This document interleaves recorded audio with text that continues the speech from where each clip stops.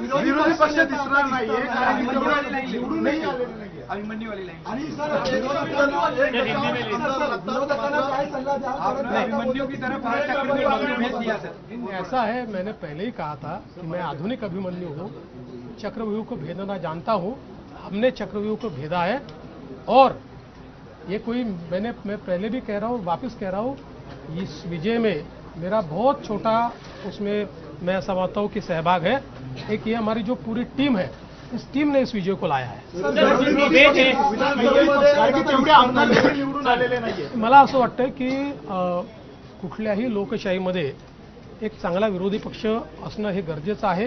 त्यामुळे जे काही विरोधी पक्षाचे लोक निवडून आलेले आहेत त्यांचा आम्ही सन्मान करू। त्यांचा आवाज छोटा असो की मोठा असो, ते ज्या योग्य गोष्टी सांगतील त्या योग्य गोष्टींवर आम्ही त्यांना प्रतिसाद देऊ।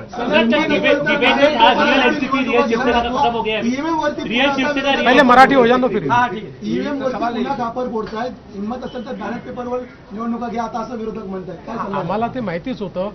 जर झारखंडमध्ये झारखंड मुक्ती मोर्चा जिंकला तर तिथलं ईव्हीएम टॅम्पर प्रूफ परफेक्ट एकदम जनमताचा कौल लोकशाहीचा विजय, आणि महाराष्ट्रामध्ये हे धाराशाही झाल्याबरोबर लोकशाही खतऱ्यात आलेली आहे।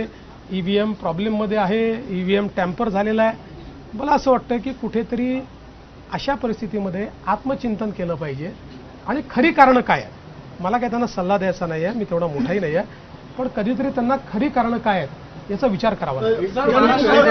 मुख्यमंत्री पदाची स्वप्न पाहिली असे राष्ट्रवादी आणि काँग्रेसमधल्या बड्या नेत्यांचे या विधानसभा निवडणुकीमध्ये पराभव झालेला आहे।